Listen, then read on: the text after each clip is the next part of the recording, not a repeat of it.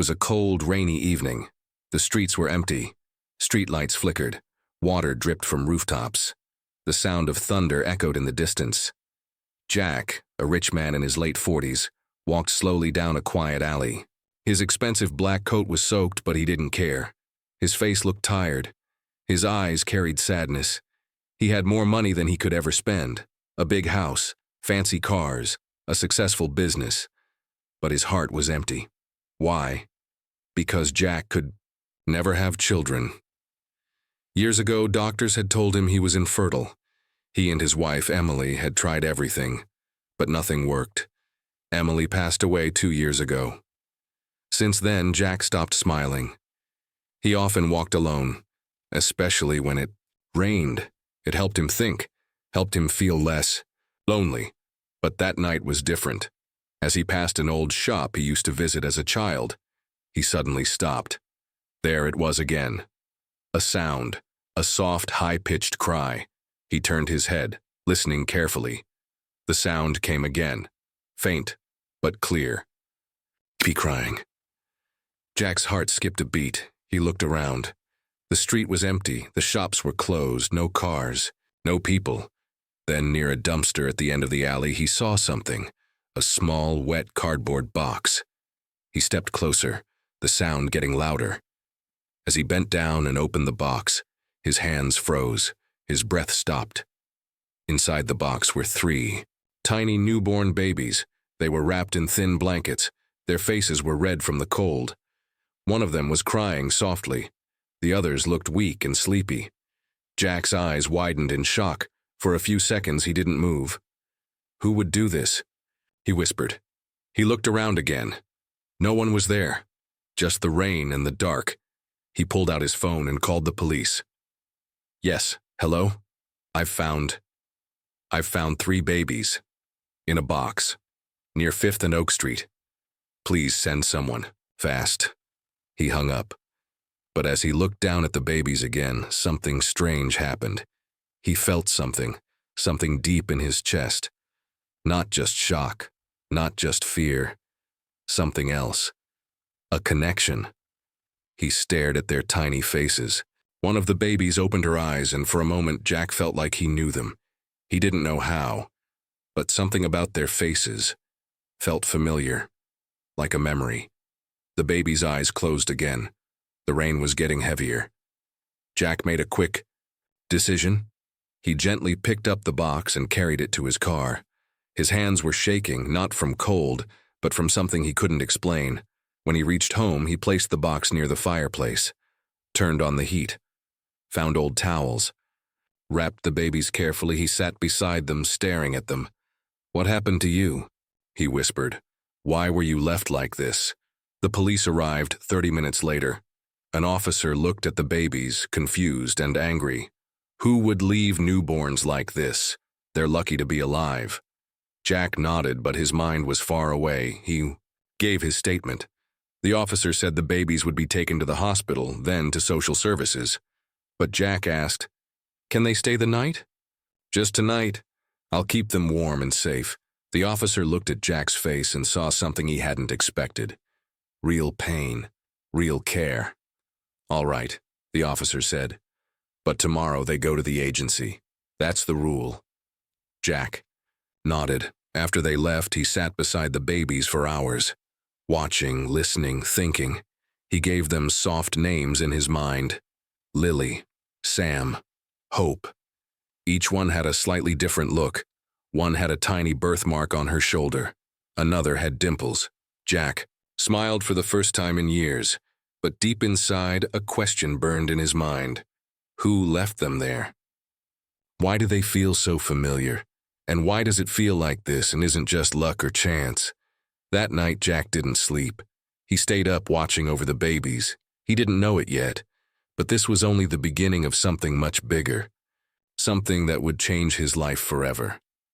Jack didn't sleep that night. He sat beside the 3 babies, watching them closely. Their tiny chests rose and fell with each soft breath. The fire crackled gently. The storm outside had passed. But inside Jack's heart, a different kind of storm was just beginning. He couldn't stop staring at them. Who were they? Why were they left like trash? And why? Why did they feel like his? Around 3 a.m., one of the babies, Lily, the one with the birthmark, started to cry. Jack stood quickly, picked her up carefully, and tried rocking her. Shh. It's okay. I've got you. As he pulled the blanket tighter around her, something small and hard fell out. A tiny folded paper. Jack's hands trembled as he opened it. The paper was damp and the writing smudged, but he could read some words. They are yours. Protect them. Please don't let them fall into the wrong hands. Jack's heart skipped a beat. What did that mean? He read it again. The same words. No name, no details. But the message felt personal and terrifying. The next morning, Jack called his lawyer and asked about fostering children. He knew the law would try to take the babies away, but he also knew, deep in his heart, he couldn't let them go. When child services arrived, Jack was ready. I want to foster them, he said firmly. I have everything they need. The woman looked surprised. Sir, fostering isn't easy. There are background checks, paperwork. I'll do all of it, whatever it takes. She agreed to let the babies stay temporarily, while the process began. Jack's mansion, once quiet and cold, now buzzed with baby cries, tiny clothes, and warm bottles. He turned his guest room into a nursery, bought cribs, hired a nurse named Rosa to help. Rosa was kind, older, and full of warmth. They're beautiful, she said, holding Hope gently. But why do they all look a little like you? Jack looked at her. You see it too? She nodded. Especially the boy, Sam, his nose, his chin. Jack stayed silent.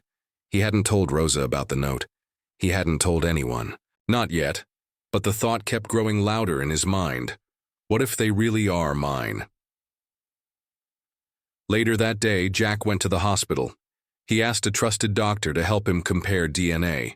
The doctor agreed to collect samples, but said it would take time to get answers. That night, as Jack fed the babies, he noticed something else.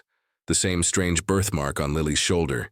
He had seen it before, in a photo of an ultrasound, from years ago, of the embryo he and his wife once created. During IVF treatment, his hands shook. It couldn't be. That embryo had been destroyed, or so they were told. His wife, Emily, had cried for days after hearing the lab made a mistake. But now Jack began to wonder if that was a lie. Could these babies be connected to that same embryo, to his and Emily's lost dream? That night, Rosa came to Jack quietly. Sir, she said, holding her phone, a woman came by my house this evening. She asked strange questions. She wanted to know if I work for you. She knew about the babies. Jack's eyes narrowed. What did she look like? Dark hair, expensive coat, cold eyes. She said she was from child services, but something felt wrong. Jack's heartbeat quickened. The same woman who came to take the babies yesterday? She had no ID. Now she was following his staff. This wasn't normal. Something was going on, something bigger. He looked at the babies sleeping peacefully in their cribs. He couldn't let anyone take them, not until he knew the truth. Not until he knew who they were, and who wanted them gone. Next morning, Jack sat in his study staring at his computer. He hadn't slept again. The babies were finally resting, but his mind was racing. The nurse Rosa had warned him last night about a strange woman asking questions. Something felt off. And now there was this email. It had come in at 4:12 a.m. No sender name, no subject, just one short line. We know what you found. There was one attachment, a blurry photo. Jack clicked on it and froze. It was a photo of him holding the cardboard box near the dumpster, the same box where he had found the babies. His hands trembled. His eyes darted around the room as if someone was watching him through the walls. Who took that photo? How did they know? Why were they watching? He forwarded the email to his lawyer, then printed the picture and locked it in a drawer. He didn't want the babies or Rosa to see his fear. Later that day, Jack met with his private investigator, Mark, a man who had helped him in the past. I need to know where those babies came from, Jack said. Who left them, and who sent? This Mark looked at the photo and nodded. I'll find out, but this isn't random. Someone wanted you to find them, and someone else didn't. Jack swallowed hard. And they're watching me. That evening, Rosa noticed Jack was unusually quiet. She didn't ask questions, but she saw the way he held the babies tighter, as if afraid they'd be taken. That night, as he rocked Sam to sleep, Jack whispered, I don't know who you are, little one, but I'll protect you. I promise. Suddenly, the doorbell rang. Jack looked at the clock. 11:38 p.m. Who visits at that hour? He handed Sam to Rosa and rushed downstairs. Through the security camera, he saw a delivery driver holding a box. Strange. He opened the door cautiously. Delivery for Jack Monroe, the man said. No return address. Jack took the package. It was small, brown, and neatly taped. Too neat. The man left quickly. Jack brought the box inside, set it on the kitchen table, and slowly opened it. Inside was a single item, a baby blanket. Jack couldn't sleep. The black car parked across his street never moved all night. Every time he peeked out the window, it was still there, silent, dark, watching. By morning, it was gone. But Jack's fear had grown deeper. He knew now that something was very wrong, and it all pointed to one person, Dr. Helena Voss, the doctor who had handled the embryo during his and Emily's IVF treatment. The woman who vanished right after the clinic shut down 2 years ago. The same year, Emily died. Jack contacted Mark, his private investigator, and gave him all the documents he had found in the storage unit. Mark called back a few hours later. I found her, he said. She's living under a fake name, changed her appearance. Working in a small clinic 3 towns over. Name's not Helena anymore. It's Clara Weiss. Jack's grip tightened on the phone. Set up a meeting. I want answers. That afternoon, Jack drove alone. He didn't tell Rosa where he was going, only that he'd be back by evening. She promised to watch the babies closely. His heart raced the whole drive. He was nervous, angry, and scared. What if she ran again? What if she lied? But he had to know the truth. He had to know if the babies sleeping in his house were really. His way, the small clinic looked normal. A green sign. A few chairs inside. Soft music playing. Jack entered and asked for Dr. Weiss. The nurse hesitated, then went to the back. A few minutes later, a woman appeared. Late 40s. Short brown hair. Glasses. Calm face. But Jack knew her eyes. It was her. She froze when she saw him. Jack Monroe, she whispered. I knew this day would come. Jack stepped closer. I want the truth. She looked around, then opened a side door. Come with me, she said. We can't talk here. Inside her office, she locked the door and pulled the blinds. You're not crazy, she began. And yes, the babies you found, they're yours. Jack sat down, stunned. His chest tightened. But how? The lab said the embryo was destroyed. Dr. Voss nodded slowly. It was a lie. I was forced to transfer your embryo, secretly, to another woman, a surrogate. Without your consent. Jack's voice shook. Why? Who forced you? She looked at him carefully. A private group. Wealthy. Powerful. They wanted genetically strong children from high IQ, healthy parents. You and your wife were perfect. Jack's fists clenched. You sold our child? Dr. Voss shook her head. I was threatened. I tried to stop it. That's why I ran. She opened a drawer and pulled out a file. This is everything I saved. Names, details, proof. Jack looked through the papers. Medical scans, bank transfers, photos of the surrogate, mother, and then a picture of the babies. The same birthmarks, the same faces. He couldn't speak. I didn't know what happened after the birth, Dr. Voss said softly. I thought the group took them. I never imagined they'd be abandoned. Jack looked up. Why would they leave them in a box? She hesitated. Maybe someone wanted you to find them. Maybe someone inside the group had a change of heart. Suddenly her phone buzzed. She glanced at it, and her face went pale. They found me, she whispered. You need to go. What? Who? Before she could answer, the clinic lights flickered. Then, a loud bang at the back door. Jack stood up. Come with me. But Dr. Voss shook her head. If I run now, they'll know you were. Here. She handed him a USB drive. Everything is on here. Go, protect them. And yourself. Jack ran out the front door, heart pounding. As he drove away, he saw a black SUV pull up near the clinic. 3 men in dark coats stepped out. His blood ran. Cold. He didn't look back. Back home, Rosa met him at the door. Something happened, she said quickly. A man came while you were gone. Said he was from health services, but he had no badge. Jack rushed upstairs. The babies were safe, but on the crib someone had left a card, no name, just a symbol, a circle with 3 sharp lines inside. The same symbol Jack saw on the secret files. Jack sat alone in his study, the USB drive clutched tightly in his hand. Everything in his world had changed. The babies sleeping upstairs were his. The doctor who vanished had told him the truth, and now, someone dangerous was watching him. He plugged the USB into his laptop. The screen blinked once. Then folders appeared. Dozens of them, marked with strange codes. Lab documents, hidden video files, medical reports, surveillance photos. Jack clicked.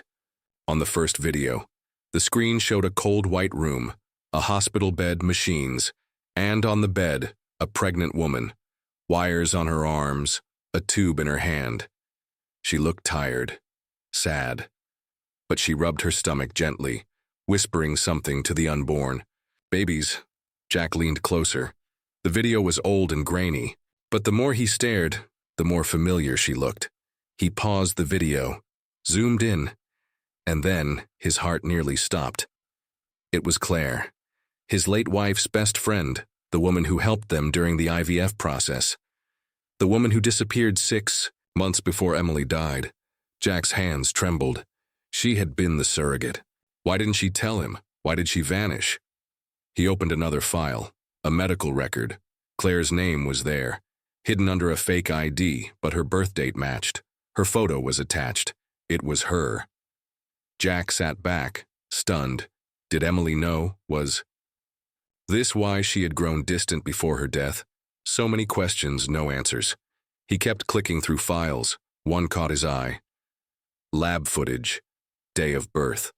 He hesitated, then pressed play. The video began. 3 newborns on a table, nurses moving fast. A man in a suit stood nearby, speaking on the phone. This is the delivery. Make sure they're taken by tonight, the man said coldly. One nurse asked, Do the parents know? The man snapped, They don't need to. The donors served their purpose. The babies were wrapped in blankets, 2 boys and 1 girl. Suddenly a woman burst into the room. It was Dr. Voss. She screamed at the staff, This wasn't the agreement. These children belong to their father. But 2 guards grabbed her. The screen went black. Jack felt sick. They had stolen his children, raised in secret, dumped in a box like trash. But why now? Why return them? His thoughts were interrupted by a knock at the door. He froze. It was 2 a.m. He crept to the window and peeked through the curtain. Another envelope sat on the porch. He opened the door slowly, picked it up, and shut the door again. Inside was a photograph. Photo of Claire, smiling, holding one of the babies in her arms. The photo looked recent. On the back, someone had written, She's alive, but not safe. You're running out of time. Jack dropped the photo. His head spun. Claire was alive, and someone wanted him to find her. The next day, Jack showed everything to Mark, the investigator. Mark studied the files. I think this was a failed experiment, Mark said. A group tried. To raise these kids is something more. Maybe smarter, stronger, but something went wrong. Then why leave them for me to find? Jack asked. Mark replied, Because someone inside the group wants out. They left breadcrumbs. They want the truth exposed. Jack stared at the photo of Claire. If she's alive, I need to find her. Mark nodded. I'll start looking. Back home, Rosa held the babies close. They're growing fast, she said. It's strange. They seem to know things. understand words I haven't taught them. That night, Jack sat beside the crib and whispered to little Lily, "Who are you really, sweetheart?" he asked. "And why does the world seem so afraid of you?" Suddenly, Lily reached up and gently touched his face. And then, for the first time, she spoke. Clear.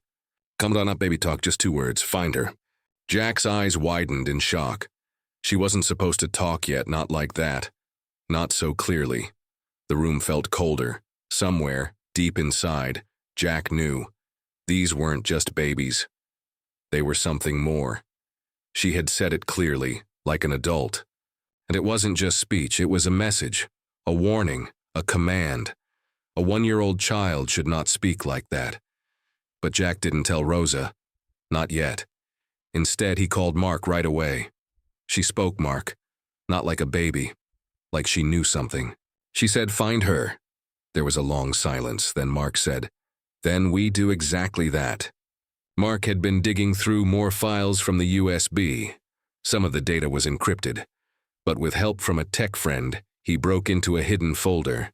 Inside was a map, a small private medical facility far outside the city, abandoned for over a year. But according to the GPS logs inside the folder, someone had been visiting it. Recently. Jack grabbed his coat and packed a bag. He kissed the babies goodbye. Rosa looked worried. "You sure you want to go alone?" "I have to," Jack said. "This is the only way to protect them." Then he turned to Lily, who sat in her high chair, staring at him calmly. "Hold on, sweetheart. I'm going to find her." Jack and Mark drove through the night. The road was long, dark, and full of fog. The trees seemed to lean in closer, as if listening. By dawn, they reached the place. It looked dead. Faded paint, broken glass, a rusted gate. They climbed over the fence and stepped inside the main building. Silence. Dust on the floor. Old hospital beds. Medical files scattered. Mark checked a tablet for signal strength. "There's still power in one section," he said. "Someone's been here." They followed a hallway until they reached a steel door with a keypad. Jack entered the code he found in the USB. Clicked, the door unlocked. Inside, the air was cold. They walked into a secret underground lab. Glass rooms lined the walls. Inside, machines blinked softly, old test tubes, cryo chambers, some broken, some humming. Jack's heart pounded. Then he saw it, a room at the end, lit softly, someone inside. They rushed forward and stopped. Claire, she, was alive, lying on a bed, weak but breathing, wires on her arms, a machine beside her. Jack ran in. "Claire, it's me." Her eyes opened slowly. "Jack?" He grabbed her hand. "I found the babies. They're safe." Tears rolled down her face. "Thank God. But why? What is this place? What did they do?" Claire struggled to sit up. "They didn't just want smart kids, and they wanted weapons." Jack froze. "What?" "They changed the embryos before birth. Genetic editing. They called it Project Aurora. Your kids, they're more than human," Jack's head spun. "But they're just babies." Claire shook her head. "No, Jack. Not for long. They learn fast. Too fast. Their minds." Suddenly, an alarm blared.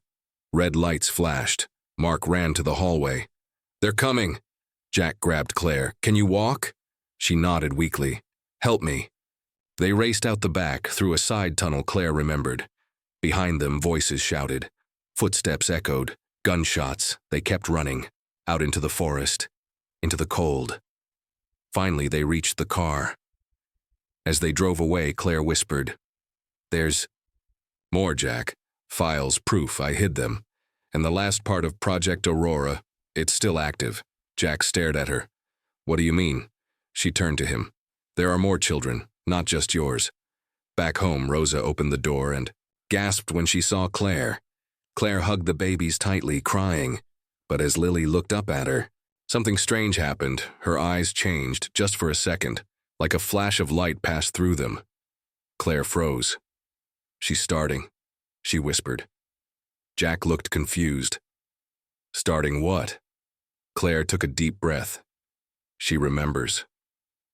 Jack sat in the nursery holding Lily close.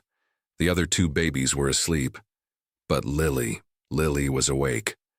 Watching him, her small eyes looked deeper than any child should. Across the room, Claire stood silently, holding a folder wrapped in cloth. "This was Emily's," she whispered. "She gave it to me before she died and told me to keep. It's safe until the time was right." Jack's heart raced. He took the folder, slowly unwrapped it, and opened the first page. It was a letter. To Jack. "If you're reading this, then the children have returned, and the truth is finally catching up to us. The truth comes out." Emily's letter was filled with heartbreak. She had found out about Project Aurora just before her death. She had secretly followed Claire to the lab. She had seen the experiments. She had learned what was being done to their embryos. She wanted to stop it, but someone was always watching, so she made a deal with Claire. Claire would run. She would protect the babies, and Emily would stay behind to keep the secret buried. Jack's hands shook as he read the last line. "I gave everything to protect them, Jack. Now it's your turn. They're not monsters. They're a chance for something better. Raise them with love and never let them fall into the wrong hands again." Lily's awakening. Jack looked down at Lily, tears in his eyes. "You're my daughter," he whispered. "No matter what they did to you, you're still mine." Lily touched his face again, then she spoke. "Mom loved us. She died for us." Her voice was calm, not like a baby's, not like a child's, more like a memory passed down from a place Jack couldn't understand. Claire stepped closer. The editing gave them more than intelligence. It gave them something else: memory, connection, awareness. They don't just learn, they remember everything. Mark entered the room holding a tablet. "We've got a problem," he said. "They found us. I tracked one of their drones circling the area. They know Claire's alive, and they know the children are here. Preparing for the final fight." Jack stood up. "Then we protect them." He turned to Mark. "Get what we need, lock down the house, and send the files to the press, to the police, to the world. If they're coming, they won't be able to hide anymore." Mark nodded. Claire added, "There's one more file, one we haven't opened yet. It's labeled Future Stage." Jack loaded the file. It showed research notes predicting what the children would become: advanced emotional understanding, extreme learning speeds, ability to manipulate digital systems with thought telepathic. Link between siblings. Jack stared in disbelief. "They're not just children," Claire whispered. "They're evolution." The night they came. That night the black vans came, men in suits, guns ready. But Jack, Claire, and Mark were ready too. As the intruders entered the yard, lights flickered, power dropped. Then something strange happened. Inside the nursery, the three babies sat up. Their eyes glowed softly, machines turned off. Alarms jammed. Phones rang with static. Lily whispered, "Go away." Outside, the intruders froze. Some dropped their weapons, others ran. One man fell to his knees, screaming, "She's in my head! Make it stop!" Within minutes, they were gone. No bullets fired. No violence, just fear, just power. A new beginning. The next morning, peace returned. Mark left to spread the files. The world would know everything soon. Claire decided to stay and help raise the children. Jack sat on the porch holding all three babies in his arms. They laughed, smiled, just like normal children. But Jack knew better. They were not normal. They were special, and the world wasn't ready for them. He kissed Lily on the forehead. "No matter what you become," he whispered, "you'll always be my little girl." Lily smiled. "We know, Daddy."